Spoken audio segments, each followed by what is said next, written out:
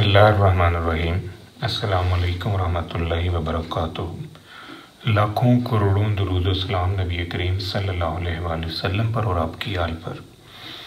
आज ये बेटा हमारा टॉपिक है standardised variable and z scores. Standardised variable का कॉन्सेप्ट क्लियर करने से पहले हमें कोडेड वेरिएबल का इल्म होना चाहिए।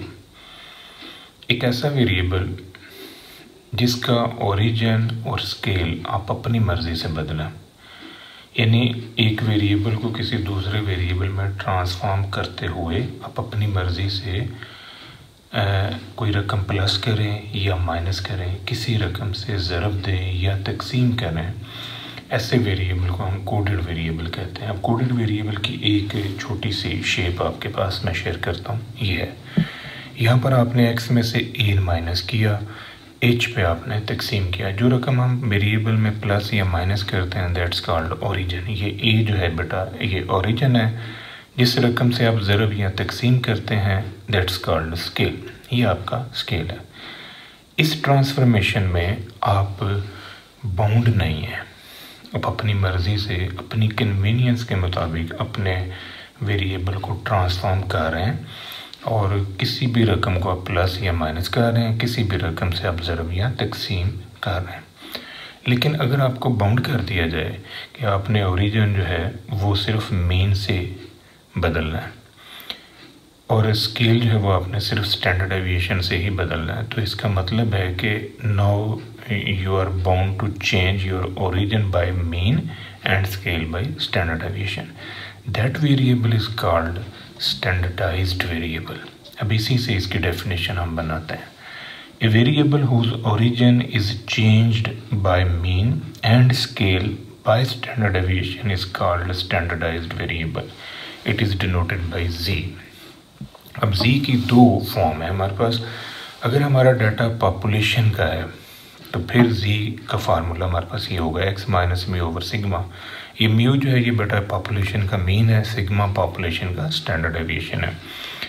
सैम्पल डाटा अगर हमारे पास है तो फिर x minus x bar over S, ये दोनों जी के फार्मूलाइज हैं।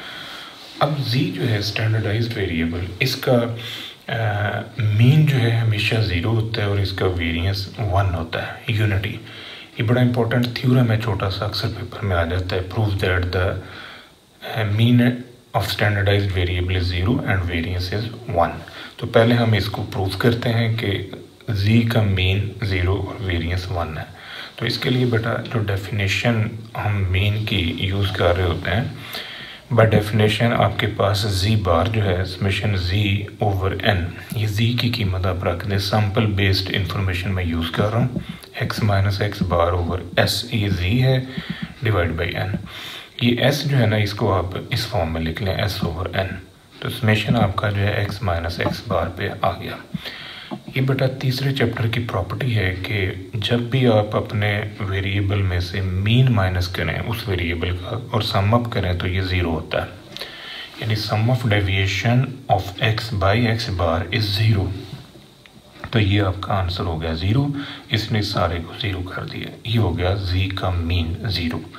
अब हमने प्रूव करना है कि जो जी है इसका वेरिएंस 1 आता है। तो बाय डेफिनेशन हमारे पास जो वेरिएंस का फार्मूला है वो है जी माइनस जी बार का होल स्क्वायर ओवर एन। बाहर आपके पास समेशन लगा हुआ है। ये जी बार की कीमत आप सॉल्व कर चुके हो, ये 0 आई है, और जी की कीमत जो है ये आपके पास है x minus x bar over s divide by n. अब आपने इसका बेटा लिया स्क्वायर। ये जो स्क्वायर है इस सारी रकम का जब आप स्क्वायर लेंगे तो ये एस जो है इसका भी स्क्वायर हो जाएगा, ये बाहर आ जाएगा। ये हम इस फॉर्म में लिख रहे हैं। ये आ गया 1 over S square, X minus x bar का स्क्वायर ओवर एन। ये जो फार्मूला है ये आपके पास वेरिएंस ऑफ एक्स है। एक्स का वेरिएंस का फार्मूला है, तो इसको हम एस स्क्वायर भी लिख सकते हैं क्योंकि वेरिएंस को हम एस से शो कर रहे होते हैं, स्क्वायर से। तो ये वाला स्क्वायर जो है ये स्क्वायर से कट जाएगा, तो फिर आपके पास वेरिएंस जो है ये 1 आ जाएगा। अब बेटा हमने स्टडी करना है जी स्कोर क्या होता है। जी स्कोर जो है ये independent of unit of measurement होता है और ये आम तौर पर कंपैरिजन के लिए हम यूज़ करते हैं जी स्कोर। इसका ज़्यादातर यूज़ बेटा साइकेट्रिस्ट करते हैं, इन्वेस्टिगेशन फोर्सेस करती हैं, किसी भी कल्प्रिट से इन्वेस्टिगेशन करते हुए वो उससे मुख्तलिफ क्वेश्चंस पूछते हैं और उनके रिजल्ट्स को वेरीफाई कर रहे होते हैं कि पहली दफ़ा इसने कौन से जवाब दिए, उन्हीं सवालों को फिर पूछा कुछ अरसे के बाद, फिर उसने कौन से जवाब दिए। साइकेट्रिस्ट भी ऐसे ही जी स्कोर जो है वो यूज़ करते हैं।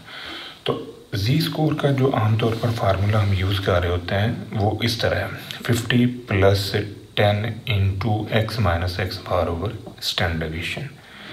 ये 10 जो है ये इससे हमने इस वजह से ज़रूर दी है कि अगर कोई वैल्यू माइनस में आ रही हो, इनकी वैल्यूज़ में ज़ाहिर है x में से जब x बाहर निकलेगा तो कुछ वैल्यूज़ माइनस आ जाती हैं। उन माइनस को कंट्रोल करने के लिए हमने ये 10 से ज़रूर दी और 50+ कर दिया। यानी 50 क्या है, 50 सेंट्रल वैल्यू है, 50%। अब अगर इसका आंसर 50 से कम हुआ तो इसका मतलब है इम्प्रूवमेंट नहीं है, इसका मतलब है कि वो रिज़ल्ट जो है वो इनकन्सिस्टेंट है। तो अगर 50 से ज़्यादा आंसर आ रहा होगा, प्लस हो रहा होगा, तो इसका मतलब कि रिज़ल्ट्स में इम्प्रूवमेंट आ रही है। ये जो जी स्कोर है और जी है, इसको हम एक न्यूमेरिकल एग्जांपल के ज़रिए अब स्टडी करते हैं। ये हमारे पास एक्स की इंफॉर्मेशन है, इससे मैंने स्क्वायर ले लिया, इन दोनों कॉलम को प्लस करके मैंने मीन निकाला और इस फार्मूले से मैंने स्टैंडर्ड डेविएशन निकाल लिया। ये मेरे पास स्टैंडर्ड डेविएशन का फार्मूला, इसमें कीमतें रखी, ये मेरे पास आ गया स्टैंडर्ड डेविएशन, मीन भी आ गया, स्टैंडर्ड डेविएशन भी आ गया। अब मैंने जी का फार्मूला अप्लाई किया, x - x बार ओवर SD। x में से 50 निकाला, 14.14 पे मैंने डिवाइड किया। अब यहाँ पर x क्या है, x आपके पास बेटा ये इन्फॉर्मेशन है, x की ये वैल्यूज़ जो हैं ये आपने यहाँ पर रखी और इनको सॉल्व करते गए तो मेरे पास ये एक जी का कॉलम जो है ये खुल गया। ये मेरे पास जी का कॉलम आ रहा है, यहाँ मैंने एक्स की ये कीमतें रखी हैं तो ये कॉलम आ गया, इसका मैंने स्क्वायर ले लिया। अब दूसरी बात ये कि आपने जी स्कोर निकालना, जी एस मैंने लिखा हुआ है, 50 + 10 × x - x बार ओवर स्टैंडर्ड डेविएशन। यहाँ पर x बार की जगह पर मैंने रखा 50, स्टैंडर्ड डेविएशन की जगह पर रखा 14.14 और x की जगह पर मैंने ये आंसर पहले 60 रखा, फिर इसे सॉल्व किया, ये वैल्यू आ गई, फिर मैंने 50 रखा, फिर मैंने 40 रखा एंड सो ऑन। ये कॉलम मैंने खोल लिया। ये जो कॉलम मैंने एक्सपेंड किया है ये जी स्कोर का है और ये वाला कॉलम खाली जी का है। अब ये देखें कि जी स्कोर की इंटरप्रिटेशन हम कैसे करेंगे। आपके पास जो मीन आया था वो आया 50।